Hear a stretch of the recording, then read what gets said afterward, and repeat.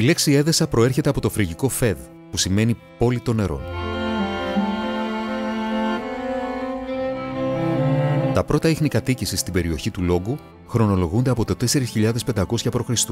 Αλλά ο Θρύλος λέει ότι η πόλη ιδρύθηκε από τον πρώτο Μακεδόνα βασιλιά, Ηρακλήδη Κάρανο, ως η πρώτη πρωτεύουσα του Μακεδονικού βασιλείου. Από τον 4ο αιώνα π.Χ. η πόλη αναπτύσσεται σε δύο επίπεδα: την κάτω πόλη, Λόγκος, και την Ακρόπολη, Βαρόσι.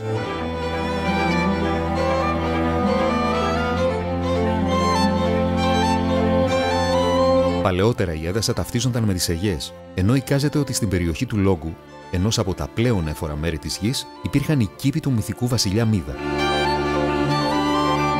Το σίγουρο είναι ότι το Βαρόσι, η Ακρόπολη της αρχαίας Έδεσας, συμπληρώνει 2.500 χρόνια συνεχούς ανθρώπινης παρουσίας.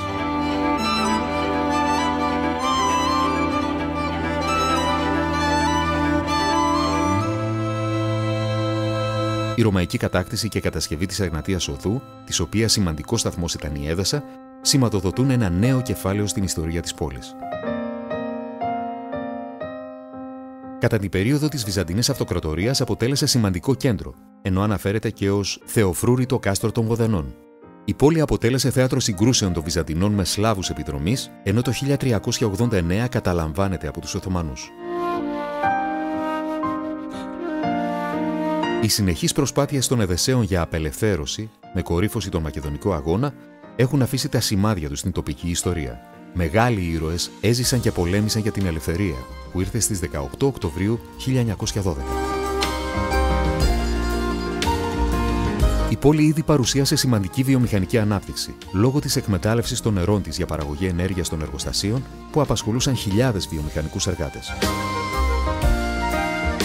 Το χειρότερο επεισόδιο της γερμανικής κατοχής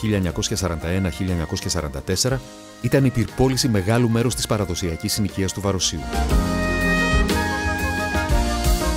Τη δεκαετία του 1960 οι καταράκτες απειλούνται με καταστροφή για κατασκευή υδροηλεκτρικού εργοστασίου.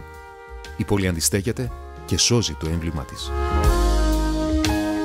Σήμερα η Έδεσα είναι μια όμορφη πόλη που η μακραίωνη ιστορία της και το μοναδικό φυσικό της περιβάλλον αποτελούν πόλους έλξης για τους επισκέπτες και σημάδια ποιότητας ζωής για τους κατοίκους της.